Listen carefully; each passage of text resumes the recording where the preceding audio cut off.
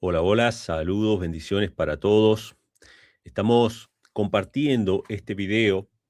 Este video es una respuesta y un análisis un poquito a algunas declaraciones que seguramente muchos de ustedes han escuchado, aunque no sea en este programa que voy a estar o este clip que voy a estar analizando, pero seguramente han escuchado de diferentes pastores o ministros que tratan de explicar por qué los adventistas no eran trinitarios al comienzo y ahora sí somos trinitarios. Ahora, me pasaron este video. Me dijeron, hermano, deme una explicación sobre estas afirmaciones que se hacen.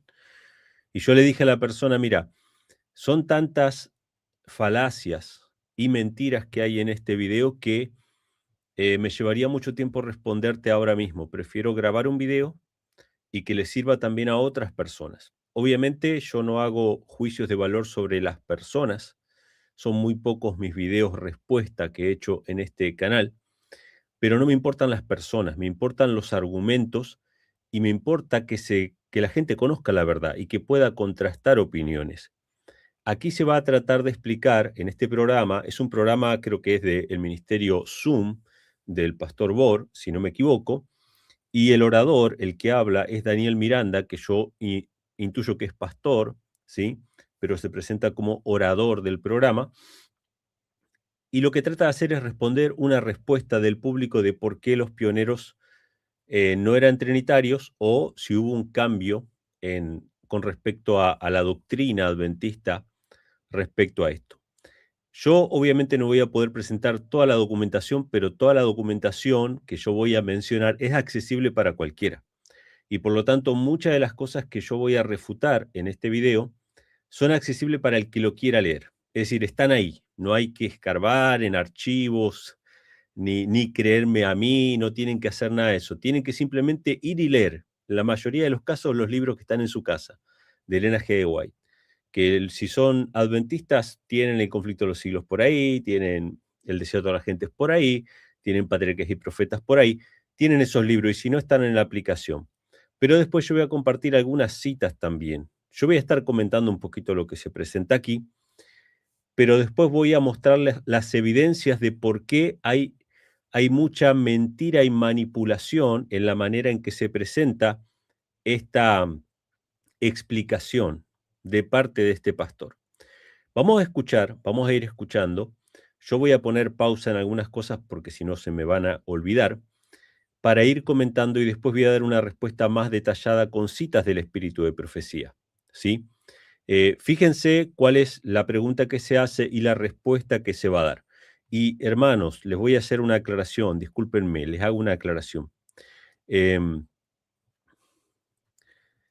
yo lamento en el alma, lamento muchísimo cómo los pastores, no todos, pero muchos de ellos, son entrenados para defender un punto de vista, no para sostener la verdad, para defender un punto de vista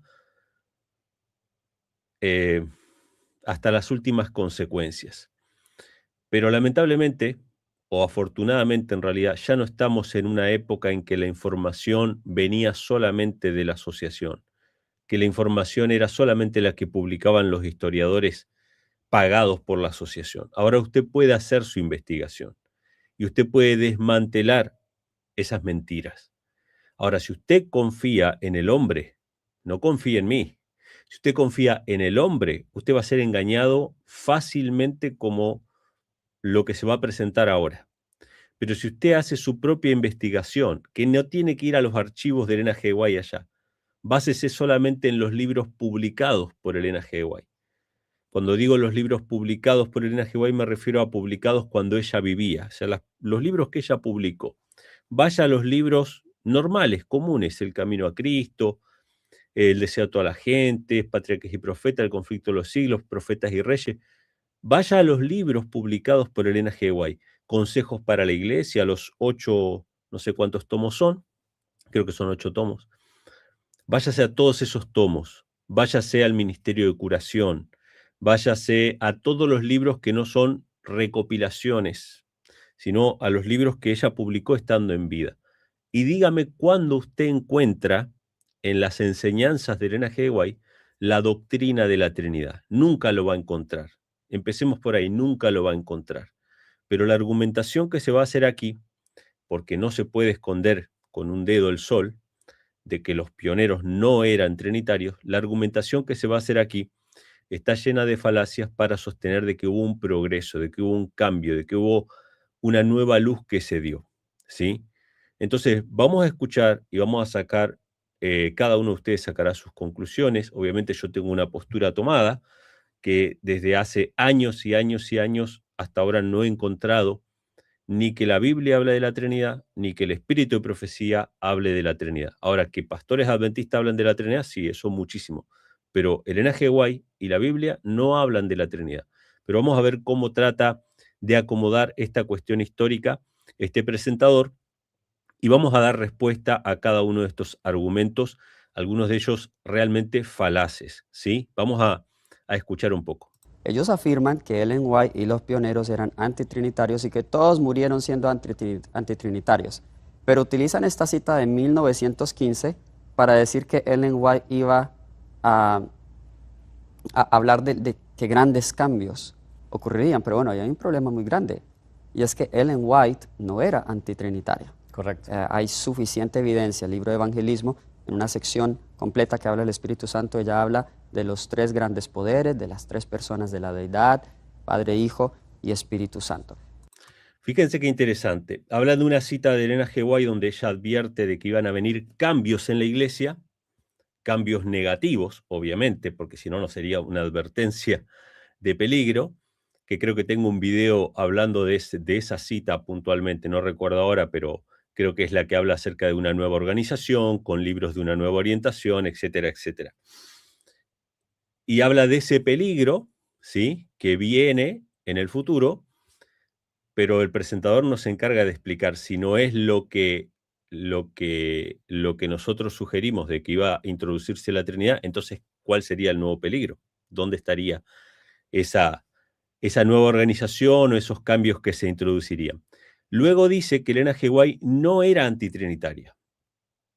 Y acá tenemos un gran problema, porque evidentemente trinitaria no era. ¿Qué pueden consultar ustedes para ver si era trinitaria o no era trinitaria Elena G. White? Yo, igual, al final del video les voy a mostrar varias citas para que ustedes saquen sus conclusiones. Pero vayan por su cuenta, lean solamente el capítulo 1 de Patriarcas y Profetas y díganme si encuentran a la Trinidad allí. Elena G. White no habla de la Trinidad. Y fíjense qué interesante, ¿no? Lean el capítulo 30 también del Conflicto de los Siglos, lean Primeros Escritos también, La caída de Lucifer. Todos esos libros hablan de que Lucifer era el tercero en el cielo, de que estaba el Padre, que estaba el Hijo, y Lucifer era el tercero en el cielo, y que Lucifer se rebeló porque el Padre solamente consultó con su Hijo en la obra de la creación, y se rebeló contra el Padre y el Hijo. Esos libros no son trinitarios en absoluto, en absoluto. Y fíjense qué interesante que el presentador dice, hay abundante evidencia, yo lo voy a poner de vuelta para que ustedes lo escuchen, hay abundante evidencia de que Elena G. White era trinitaria, y vamos a ver cuál es la fuente que da. Fíjense lo que dice. Que habla del Espíritu Santo, ella habla de la suficiente evidencia. El libro de Evangelismo, y es que Acá Ellen está. White no era antitrinitaria. Correcto. Hay suficiente evidencia. El libro de Evangelismo. Mire, dice, hay suficiente evidencia y cita un libro que no fue escrito por Elena G. de White. Eso, hermanos, abran sus ojos, abran sus ojos. ¿Cuántos libros escribió Elena G. de White? Así de puño y letra, ¿no? Todo seguido, porque obviamente no, y ahora yo voy a desmantelar algunas falacias que él va a presentar más adelante. Pero ¿cuántos libros fueron escritos de puño y letra completos? Que cuando iban a publicación, Elena G. White verificaba de que estuviera todo bien, cuando su redactora acomodaba las palabras, porque tenían redactores, ella tenía redactoras o personas que mejoraban su texto, ella lo leía de vuelta para ver si la idea no se había cambiado, y ella podía ver en el libro impreso que se publicó lo que ella había dicho. Pero la abundante evidencia que presenta este ministro o este comunicador es un libro escrito o publicado post-mortem, sin el control de Elena G. de White, donde una persona encargada, que fue el Leroy Fromm, que él lo va a mencionar ahora, Leroy Fromm, hizo una recopilación antojadiza de ciertas citas que favorecían su punto de vista trinitario. No voy a extenderme aquí hablando del Leroy Fromm, pero él fue quien escribió La Venida del Consolador, y él dice, y esto lo pueden chequear ustedes, lo pueden buscar, él dice que cuando hizo su investigación sobre el Espíritu Santo o la persona del Espíritu Santo, no encontró mucho material entre los escritores adventistas. Tuvo que ir a buscar afuera de la iglesia adventista a escritores evangélicos, que obviamente los evangélicos eran trinitarios, los adventistas no eran trinitarios. Elena G. White tenía abundantes citas sobre el Espíritu Santo. ¿Por qué no abundó sobre esas abundantes citas del Espíritu Santo, esas miles o decenas de miles de páginas escritas por Elena G. White sobre el tema de la deidad, sobre Dios, sobre Cristo y sobre el Espíritu Santo? Que de hecho ella habla muchísimo sobre el Padre, el Hijo y el Espíritu Santo. No, él tuvo que ir a buscar para escribir La Venida del Consolador afuera. Y esa persona que fue a buscar en material evangélico para hablar del Espíritu Santo es el que recopiló el libro del evangelismo. Y este pastor que está hablando ahora, en vez de decir hay abundante evidencia, vamos a leer Patriarcas y Profetas, Conflicto de los Siglos, Camino a Cristo, todos los libros que ella escribió estando en vida, Consejos para la Iglesia, donde ella ahí confronta a Kellogg's, en Consejos para la Iglesia, Testimonios para la Iglesia, tomo 8, ella confronta a Kellogg's, hablando de la personalidad de Dios y de Cristo. ¿Por qué no cita esos textos que hablan claramente acerca de la naturaleza de Dios? No, él va a citar el libro del evangelismo. Qué tremendo. Ahora, ¿eso significa que las citas que aparecen en el evangelismo están adulteradas? No, no están adulteradas. Las citas que están en el evangelismo son citas escritas por Elena G. White, pero sacadas todas de contexto y puestas juntas para dar una impresión trinitaria. Pero ninguna de esas citas por sí mismas son trinitarias, ¿sí? Y voy a ser bien claro con esto. La Trinidad no habla de la existencia del Espíritu Santo. La Trinidad no habla de la existencia de Cristo o de la existencia del Padre. La Trinidad habla de que las tres personas forman un solo Dios. Y ustedes no van a encontrar ni una cita en todos los escritos de Elena G. White, y mucho menos en la Biblia, que diga que tres personas forman un solo Dios. Incluso cuando Elena G. White habla de los tres grandes poderes, ella dice que una es Dios, y la otra es el Hijo de Dios, y la otra es el Espíritu Santo, enviado del cielo para representar a Cristo, y yo se los voy a mostrar a estas citas. Pero qué interesante que la abundante evidencia para decir que Elena G. White no era antitrinitaria es de un libro que ella no escribió. Ella no escribió el libro del evangelismo, así como no escribió Eventos de los Últimos Días, ¿sí? Son recopilaciones que se hicieron posteriormente. No digo que sean malas en su totalidad, pero en el apartado que él menciona, que habla acerca de la Trinidad, y le pusieron el título Trinidad, ninguna de las citas de Elena G. White usa la palabra Trinidad, ni el concepto de Trinidad tampoco, ¿sí? Usa las expresiones que usaba el mismo Urias Smith cuando hablaba del Espíritu Santo como una tercera agencia o un tercer poder, ¿sí? Entonces, esta respuesta es súper falaz. Si usted se queda con lo que acaba de decir el presentador, usted está confiando en el hombre. Vaya y lea primero todas las citas del evangelismo y encuentre una que hable de la Trinidad. No va a encontrar ninguna, porque ahí habla acerca del Padre, del Hijo y del Espíritu Santo, pero no habla de una Trinidad, ¿sí? Igual que la Biblia habla del Padre, el Hijo y el Espíritu Santo, pero no dice que los tres forman un solo Dios. Eso es imaginación, eso es interpretación de hombres, ¿sí? Entonces vamos a seguir escuchando a ver qué más dice el presentador. Hay suficiente evidencia. El libro de Evangelismo, en una sección completa que habla del Espíritu Santo, ella habla de los tres grandes poderes, de las tres personas de la deidad, Padre, Hijo y Espíritu Santo. Si tú crees, claro, ellos tienen una manera de responder a esto. Ellos dicen, Leroy Fromm introdujo esas citas. Sí. No estaban en el original.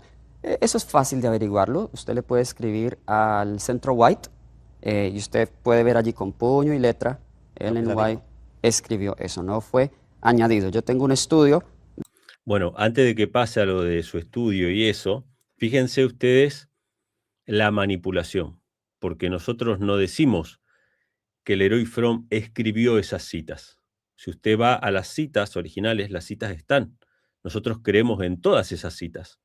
O sea, los que no creemos en la Trinidad, creemos en todas las citas, en la que dice tercera persona de la divinidad, trío celestial, tres grandes poderes. Las creemos a todas y yo se los voy a mostrar ahora con citas del Elena G. White, que es el trío celestial, que son los tres grandes poderes, la tercera persona de la divinidad. Todo eso está explicado por el Elena G. White. Pero él quiere dar la impresión de que nosotros creemos que el Leroy Fromm se puso a escribir las citas por sí mismo. No, lo que nosotros decimos es que Leroy Fromm recopiló el libro y le dio esa tónica y le puso un título, que si ustedes van a ese apartado del libro El Evangelismo, que creo que se llama Visiones distorsionadas de Dios o Malas concepciones de la divinidad, no me acuerdo cómo es. Te van a ese capítulo del evangelismo de donde se basan todos los trinitarios adventistas, ustedes van a ver que hay un título que dice las tres personas de la Trinidad. Eso sí lo agregó Leroy Fromm, porque cuando usted va a la cita, Elena G. White no usa la palabra Trinidad, no hacía falta poner Trinidad. Entonces fue realmente compilado de manera tendenciosa para sostener una postura trinitaria. Y qué interesante que este presentador pasa casi por alto el hecho de que Leroy Fromm compiló el libro. Y se va a un muñeco de paja, a un hombre de paja, que ninguno de nosotros cree de que Leroy Fromm escribió las citas. No creemos que escribió las citas. Creemos que las compiló de una manera tendenciosa para hacerle decir a Elena G. White lo que Elena G. White no decía. Porque si Elena G. White hablara claramente acerca de la Trinidad, tendríamos citas en cualquiera de sus libros hablando claramente de la Trinidad y no tenemos nada de eso, ¿sí? Entonces vamos a seguir escuchando. Eso no fue añadido. Yo tengo un estudio de esa teoría de conspiración que han dicho que Leroy Fromm manipuló eso. En realidad eso no es verdad, yo tengo suficiente evidencia para probar eso. Lo de la cita de 1930, lo del año 1931, hay algo de verdad en eso, pero es porque la iglesia a partir de este año comienza, de hecho. Se tiene que frenar ahí. Lo voy a dejar correr, pero voy a volver para atrás. Presten atención. A partir del año 1890 comienza a haber un cambio. Ellen White año comienza, de hecho. Fíjense qué tremendo. Él dice, lo de 1931 hay algo de verdad. Que en 1931 aparece por primera vez en las creencias fundamentales de la Iglesia Adventista la palabra Trinidad. Antes no aparecía. Y él tiene que reconocer de que hay algo de verdad ahí. Pero después dice, como queda muy feo decir 1931, porque cualquiera de ustedes puede sacar la cuenta de que Elena G. White ya estaba muerta en esa época, hacía 15 años, entonces mejor voy un poquito más atrás, pero ya desde 1890 se estaba generando un cambio. Abran los ojos, porque es más fácil. Yo les voy a decir una frase muy conocida que dijo por allí algún escritor alguna vez. Es más fácil engañar a alguien que convencerlo de que ha sido engañado. Abran sus ojos, ¿sí? Vamos a seguir escuchando. Pero es porque la iglesia a partir de este año comienza, de hecho, a partir del año 1890 comienza a haber un cambio. Ellen White aún estaba viva en cuanto a lo que se entendía de la deidad o la Trinidad. Sí es cierto que la mayoría de los pioneros eran antitrinitarios. Eso es...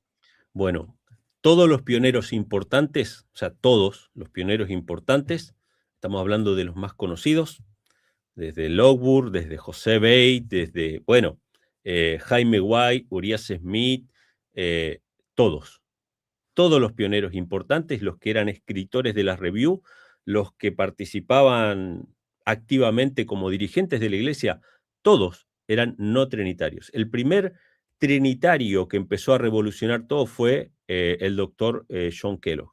Y hay correspondencia que verifica esto.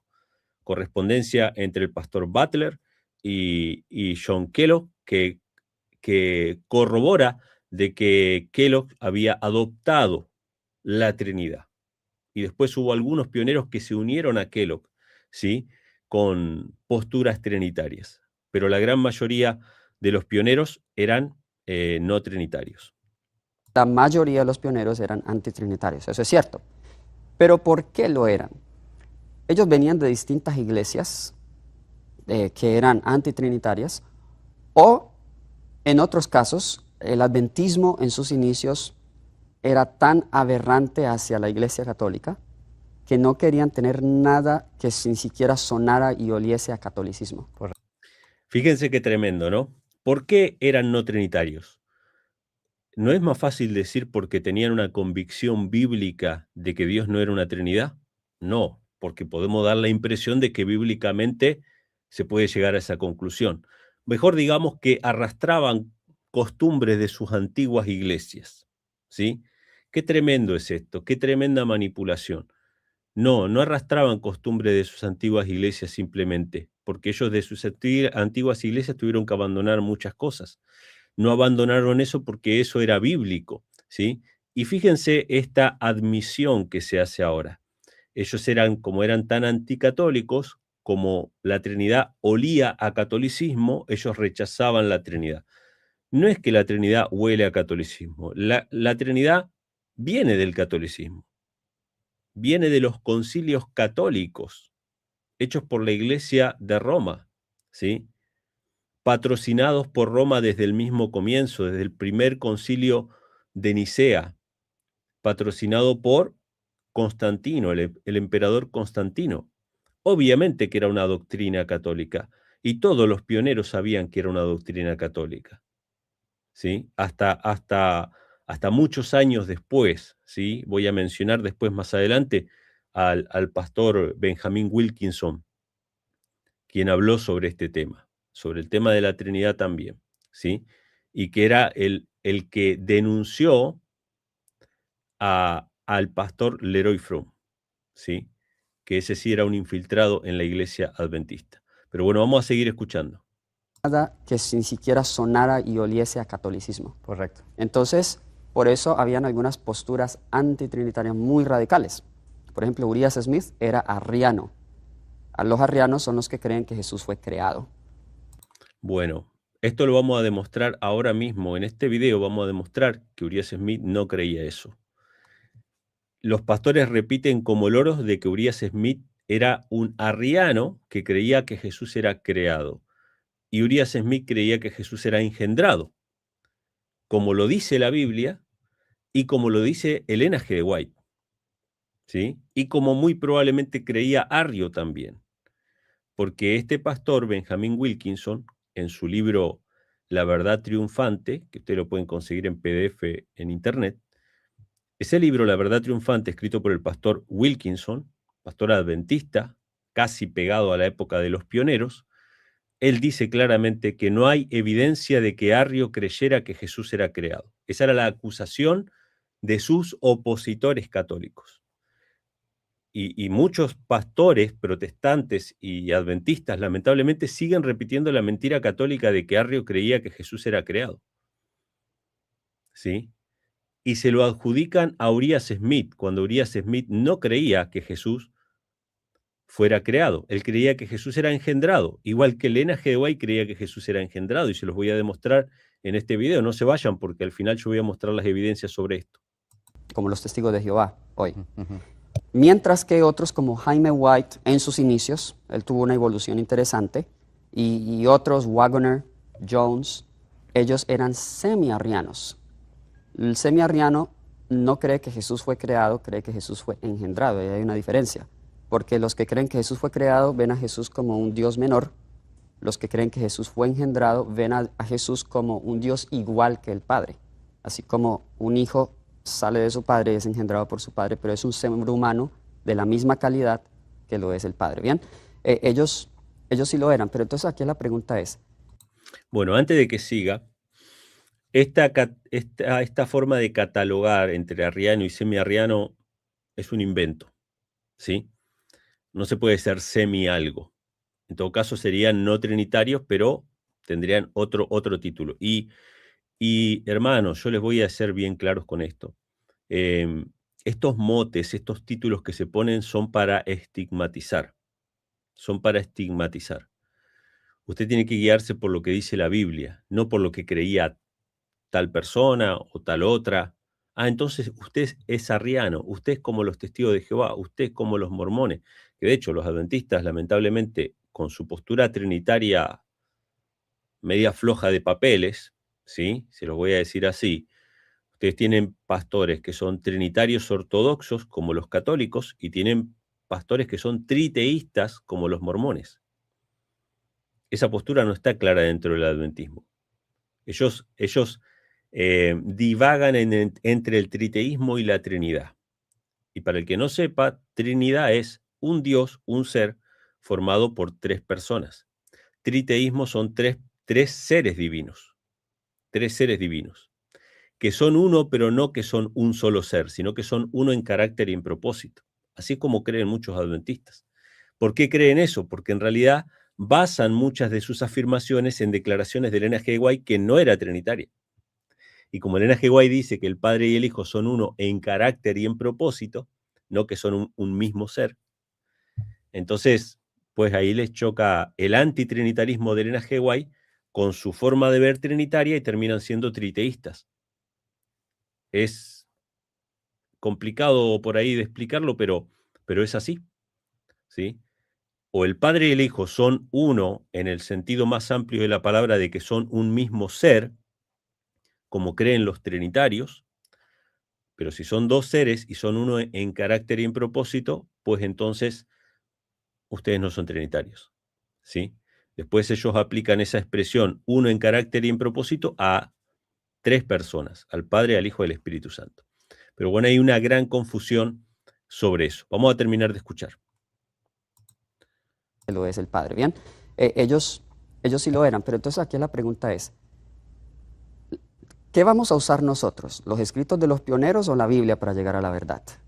Nosotros no podemos decir, claro, ellos dicen, bueno, Ellen White dice que los pioneros tenían la verdad, pero se está refiriendo a ella a todo lo que los pioneros creían. O cuando ella dice tenía la verdad, se refería a los 5 pilares con que comenzaba la iglesia adventista. Es en eso donde ellos tenían la verdad. Bueno, ¿qué serán esos 5 pilares? No tenemos la más pálida idea. Imagino, obviamente, cuáles son esos 5 pilares, pero en realidad cuando el G. White decía que tenían la verdad, no se refería a 5 doctrinas o a 5 pilares, se refería a las creencias fundamentales que fueron dirigidas por Dios y que, para sorpresa de muchos, fueron redactadas por el mismísimo Arriano Urias Smith, ¿sí? Si ustedes van a las creencias fundamentales de la época en que Elena G. White vivía, no en 1931, cuando cambiaron y pusieron la Trinidad, que él lo admite en esta presentación, de que cambiaron eso en 1931, si ustedes van a las creencias fundamentales de 1914, que son las últimas publicadas, esto lo pueden buscar en internet también, y si alguno no sabe buscarlo, déjenme acá en los comentarios o mándenme un mensaje privado y yo les puedo pasar todos los documentos. Pero es muy fácil de conseguir. Vayan a las doctrinas fundamentales de 1914. No estoy diciendo que sean las originales, estoy diciendo las últimas publicadas cuando Elena G. White todavía vivía. Y en esas doctrinas fundamentales no está la Trinidad. Esa es la verdad que tenían los pioneros, lo que está en esas creencias fundamentales. Y la creencia fundamental número 1 dice que Dios es una persona, que es el Padre, que Dios tiene un Hijo, que es Jesucristo, que el Espíritu Santo representa a Cristo. Y en ninguna parte aparece la Trinidad. En ninguna parte aparece la Trinidad. Entonces, esa es la verdad que tenían los pioneros, lo que aparece en esas creencias fundamentales publicadas en 1914. Y en 1931 sí hubo un cambio, se agregó la palabra Trinidad a las creencias fundamentales que obviamente antes no estaban. Pero bueno, vamos a desmistificar unas cuantas cosas de las que se han dicho acá. Yo no voy a entrar en absolutamente todos los detalles, pero para que ustedes se hagan una idea de todas las mentiras que se dicen, obviamente no voy a juzgar a la persona, puede que esté repitiendo por ignorancia, me cuesta creerlo porque son personas formadas, son personas educadas y tienen toda la información a su disposición, pero estas cosas, consciente o inconscientemente, son mentiras y tenemos que desenmascararlas. Así que yo voy a compartir con ustedes un poquito la pantalla y voy a empezar primeramente, este documento que tengo acá, ustedes me lo pueden pedir si quieren, porque tengo un montón de citas del Espíritu y Profecía acá, que destruyen todas las creencias y todos los argumentos trinitarios que se le hace decir a Elena G. White. Pero voy a arrancar con Urias Smith. Esto que ustedes tienen acá es el libro Daniel y Apocalipsis de Urias Smith, que de hecho, hermanos, yo les voy a decir algo. El libro Daniel y Apocalipsis de Urias Smith, un arriano supuestamente que creía que Jesús era creado, lo cual no es verdad, creía que Jesús era engendrado, supuestamente un hereje, supuestamente una persona que no conocía a Dios o que no tenía un conocimiento claro de la personalidad de Dios y tenía una doctrina errada, no solamente era jefe de redacción de la revista, de la Review and Herald, cuando él era ancianito, cuando él era viejito, Elena G. White decía, y búsquenlo, esto está en el libro llamado La Edad Dorada, que habla de los ancianos, de las personas mayores. Elena G. White decía que el pastor Urias Smith todavía puede escribir artículos, aunque él no los escriba con su mano, que se siente alguien con un cuaderno y que él dicte artículos para la revista. Y que aunque no escriba, que su nombre aparezca como jefe, aunque haya otro encargándose, su nombre tiene que aparecer siempre como jefe, porque él fue un siervo de Dios que desde el comienzo está en la obra. Imagínense ustedes, y supuestamente él era un arriano, como les gusta decir a los pastores, desprestigiando, estigmatizando. Ahora, ¿él creía que Jesús era creado? No, él creía que Jesús era engendrado, y lo dice claramente en el libro de Daniel y Apocalipsis, que Elena G. White recomienda y dice que tiene que ser distribuido como hojas de otoño, juntamente con el conflicto de los siglos y con el deseo de toda la gente y con patriarcas y profetas. Esto está en el capítulo 5 de la segunda parte, que es del libro de Apocalipsis, y dice así: al Cordero, al igual que al Padre que está sentado en el trono, se le atribuye la alabanza en este canto de adoración. Los comentaristas con gran unanimidad se han aferrado a esto como prueba de que Cristo debe ser de la misma edad. Fíjense que no está hablando de la naturaleza de Cristo, está hablando de la edad, ¿sí? Jesús dice, mi Padre es mayor que yo, está hablando de la edad. Dice, los comentaristas dicen que tiene que ser de la misma edad, porque de lo contrario, dicen, aquí se le rendiría culto a la criatura que solo pertenece al Creador. Pero esto no parece ser una conclusión necesaria. O sea, los trinitarios se van de un extremo al otro. Si no tiene la misma edad que el Padre, entonces es una criatura y no hay que adorarlo. ¿Quién dijo eso? Eso no dice la Biblia, ¿sí? Entonces dice, las Escrituras insinúan con toda claridad que la existencia de Cristo tuvo un principio. ¿Por qué dice principio? Cita Juan 1:1, o sea que lo dice así, el libro de Juan dice, en el principio era el verbo, en el principio era el verbo, ¿sí?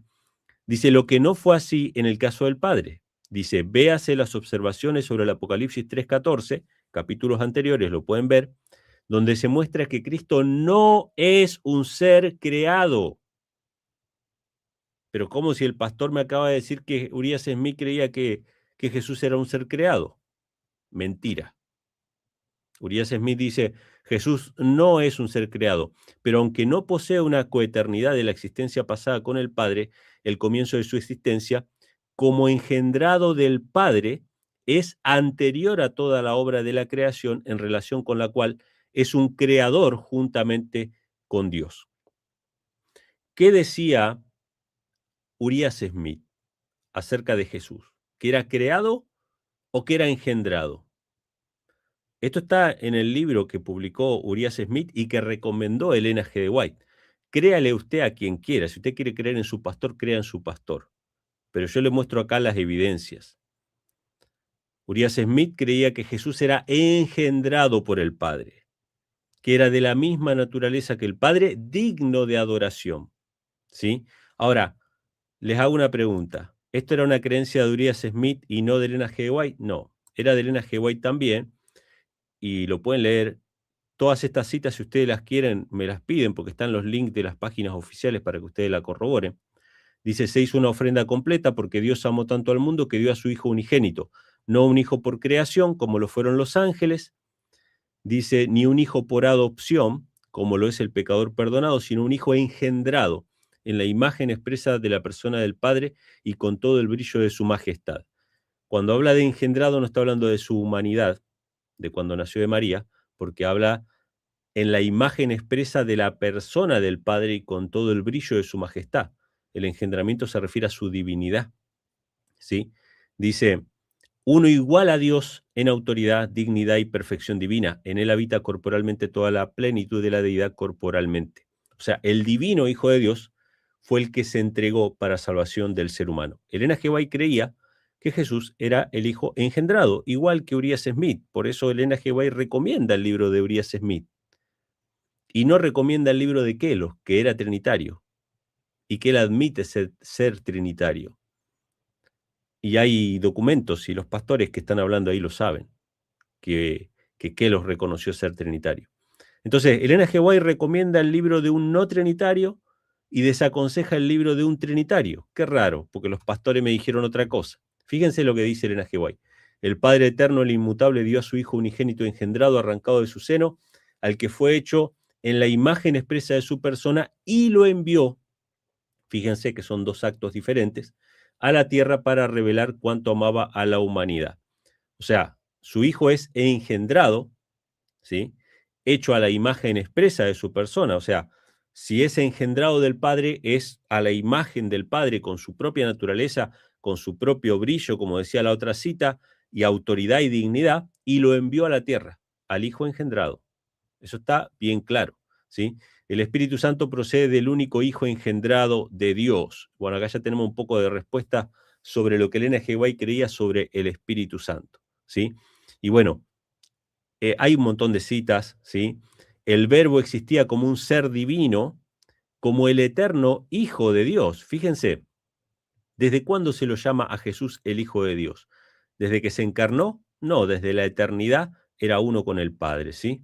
El Señor Jesucristo, el divino Hijo de Dios, existió desde la eternidad como una persona distinta y sin embargo era uno con el Padre, era la excelsa gloria del cielo. Y cuando habla acerca de su existencia, cita Proverbios 8, porque Elena G. White lo dice, esto también en Patriarcas y Profetas capítulo 1, dice que Cristo, hablando de sí mismo, dice: Jehová me poseía en el principio, antes de los abismos fui engendrada, ya había sido yo engendrada. Bueno, habla del engendramiento de Cristo.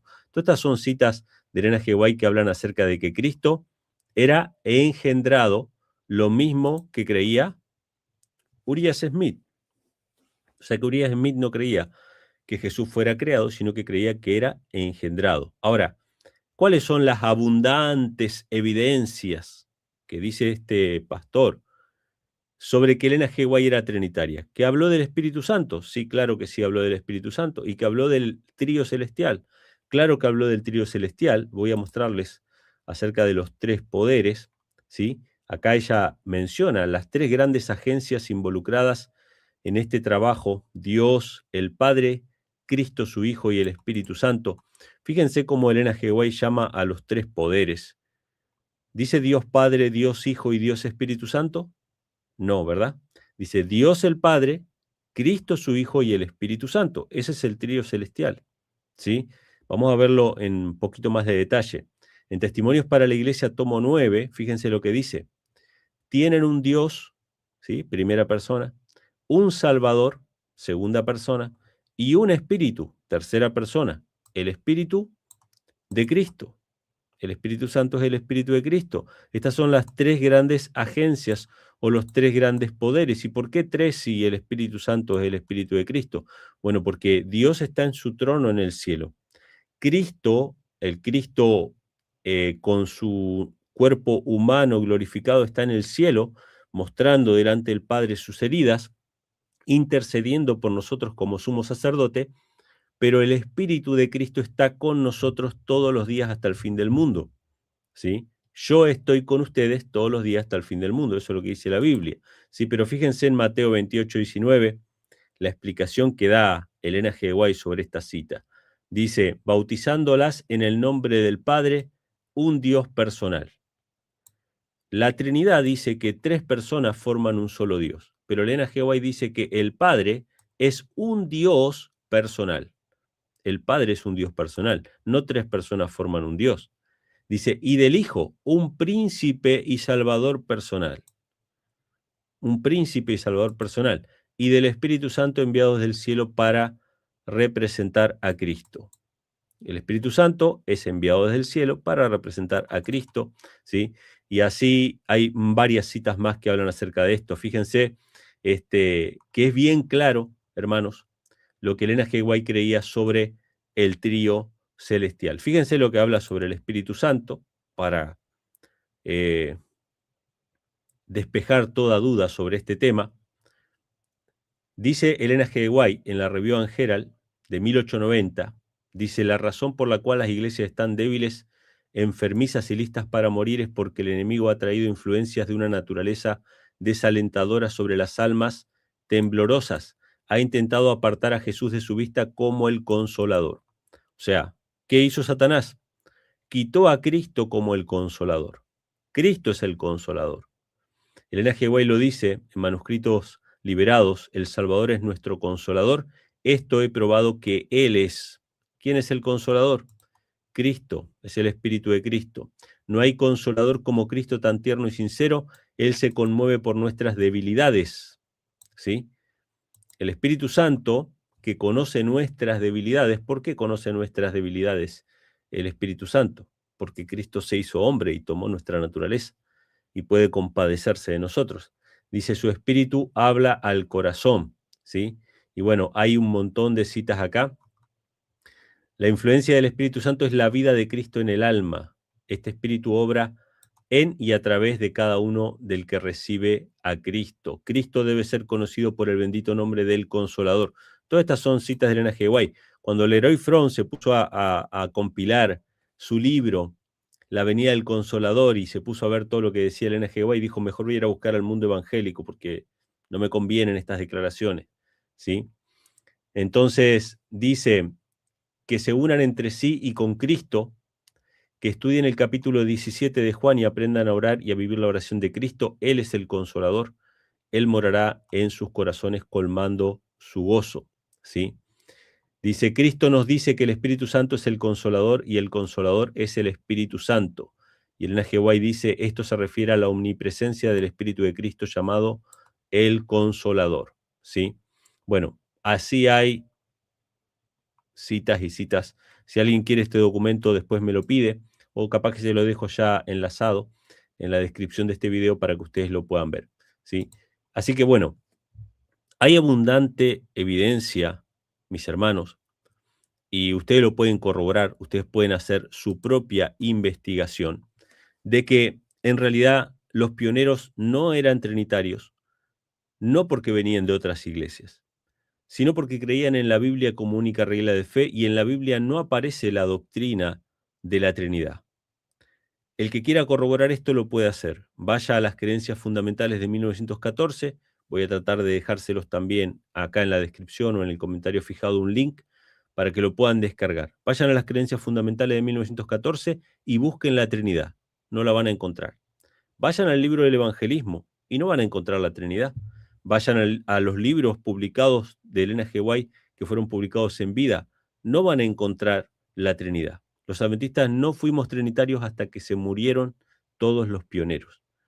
En 1931, cuando ya los pioneros no estaban, o por lo menos no estaban los más importantes, se empezaron a efectuar los cambios y apareció por primera vez la expresión Trinidad y el concepto de Trinidad en las doctrinas fundamentales.